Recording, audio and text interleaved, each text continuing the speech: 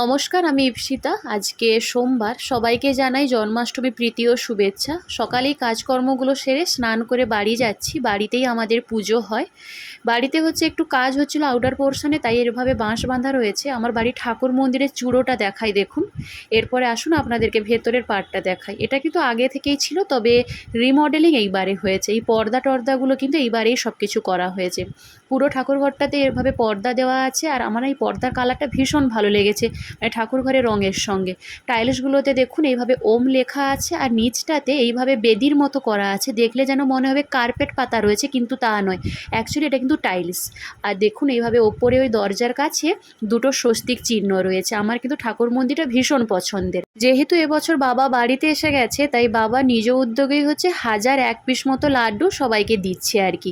এবং তবে লাড্ডু শুধু নয়, লাড্ডুর সঙ্গে ছিল জল এবং ছোট বাচ্চাদের জন্য চকলেট আর টিস্যু পেপার ছিল। এই প্রত্যেকটা ট্রেতে 100 পিস করে লাড্ডু আছে। আর লাড্ডু যেহেতু দেওয়া হবে অনেক লাড্ডু, তো তাই এখানে জেঠু, কাকু, বোন, মামা সবাই কিন্তু এসে কিন্তু হাতে হাতে লেগে দিচ্ছে। এই যে দেখুন, প্রত্যেকে কিন্তু লাড্ডু দেওয়া হলো, তারপরে জল, আর ছোট বাচ্চা থাকলে তাদেরকে একটা করে চকলেট দেওয়া হচ্ছে। আর আমাদের এইগুলো করতে করতে কিন্তু মা বাজকুল থেকে তত সময়ে গোপালকে নিয়ে এসে সিংহাসনে বসিয়ে সবাইকে সাজিয়ে রাখা হচ্ছে। এখানে কিন্তু অনেক গোপাল আছে।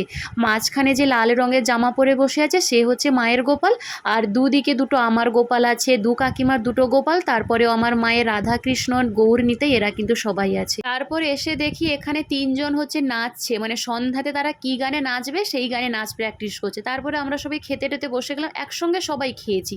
ঘুম থেকে উঠে আমরা সবাই কিন্তু নিজেরাই হাতে হাতে লাগিয়ে যেখানটাতে পুজো হবে সেই জায়গাটাতে একটু সাজিয়ে নিচ্ছিলাম আর কি। এই যে আমার বোন, সে তার দাদাকে নিয়ে সাজাচ্ছে।